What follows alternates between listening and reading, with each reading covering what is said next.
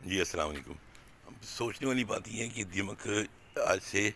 40-50 سال پہلے تو ہمیں نظر نہیں آتی تھی، لیکن اب یہ ہمارے گھروں میں کس طرح داخل ہو گئی ہے۔ اس کی سب سے بڑی وجہ یہ ہے کہ ہم انسانوں کا لائف سٹائل چینج ہو گیا ہے۔ آج سے 35-40 سال پہلے ہمارے گھروں کے نقشے کچھ اس طرح ہوا کرتے تھے کہ مین دروازہ، گھر کا انٹرس کا مین دروازہ،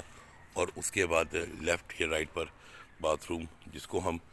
اس وقت لیٹرین اور غسل کہا کرتے تھے۔ اس کے بعد صحن ہوتا تھا، صحن میں کچن ہوا کرتا تھا، اور صحن میں ایک ہینڈ پمپ لگا ہوتا تھا یا پانی کا نل کا، سارے سرکاری نل کا، جو کہ سرکار کی طرف سے ہمیں پانی کا کنیکشن مہیا کیا جاتا تھا، وہ صحن میں ہی ہوتا تھا۔ اس کے بعد کمرے ہوا کرتے تھے، کمروں میں پانی کا کوئی گزر نہیں ہوتا تھا۔ لیکن اب ہم نے اپنے bath room, attach bath room کر لیے ہیں اپنے رومز کو، اور اوپر چھتوں پر ہم نے ٹینکیاں بنا لی ہیں، جس کی وجہ سے دو نقصانات ہوئے ہیں۔ ایک تو گھروں میں دیواروں پر سیویج آ گئی ہے، جس کی وجہ سے ہم بڑے پریشان رہتے ہیں کہ یہ سیویج کیوں آ گئی۔ وہ وہی پانی ہے جو ہم ریگولر استعمال کرتے ہیں، لیکن اس کا ہم نے کوئی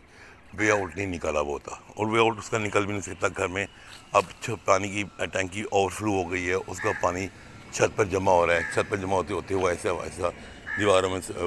سروائیو کر جاتا ہے، اور دیواروں سے ہوتے ہوتے وہ ایسا نیچے بنیادوں میں چلا جاتا ہے، اور جیسے ہی وہ نیچے مٹی میں پہنچتا ہے، دیمک کو نمی ملتی ہے اور اس کو اوپر آنے کا راستہ مل جاتا ہے۔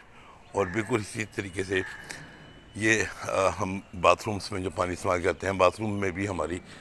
پائپس کی لیکیج بھی ہو جاتی ہے، اور پھر جو ہم نے ٹائلز وغیرہ باتھ روم میں لگائی ہوئی ہوتی ہیں، ان میں سے یہ پانی آہستہ آہستہ جو ہے نا وہ زمین کے اندر، یعنی کہ ہماری مٹی میں جاتا ہے، بنیادوں کی مٹی میں چلا جاتا ہے، اور دیمک وہاں سے نکل آتی ہے۔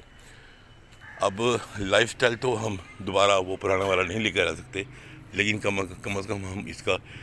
بر وقت ٹریٹمنٹ کروا سکتے ہیں، اور ٹریٹمنٹ وہی ہے جو آپ کو بتایا گیا ہے پہلے بھی،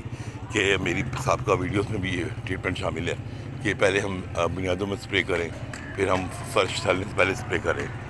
پائپنگ بھی ایک اچھا سلوشن ہے کہ گھر بناتے ہوئے اگر ہم پائپنگ کروا لیں، اور ہر 2-3 سال کے بعد اس پائپنگ میں ہم دیمک کا سپرے کروا لیں، دیمک کا غسل کروا لیں، یہ اس کا ٹرمائٹ کا کیمیکل کا غسل کروا لیں، تو دیمک کنٹرول میں رہتی ہے۔ تو اس لیے اور یہ دیمک صرف لکڑی کھاتی ہے، اس کا آئیڈیل جو خوراک جو ہے نا وہ لکڑی ہے۔ دیمک کیونکہ مٹی کی پیداوار ہے، اور مٹی میں اندھیرا ہوتا ہے، اور یہ بلائنڈ کیڑا ہوتا ہے، بالکل اس کو یعنی کہ اندھا ہوتا ہے، اس کو نظر نہیں آتا۔ اس کی خوراک صرف اور صرف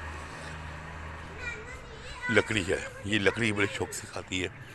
مٹی میں رہتی ہے، لکڑی کھاتی ہے، مٹی بھی کھا لیتی ہے، اور دیواروں میں سے یہ اپنا راستہ بناتی ہے۔ اینٹوں کے درمیان میں جو بھرا ہوا مسالہ ہوتا ہے، دو اینٹوں کے درمیان میں مسالہ بھرتی ہیں،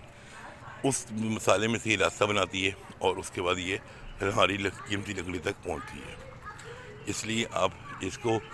سیریس لیں، یہ ہماری لاکھوں کروڑوں روپے کی لکڑی کو بہت کم عرصے میں 6 مہینے سے لے کے سال کے اندر بالکل پیپر بنا دیتی ہے۔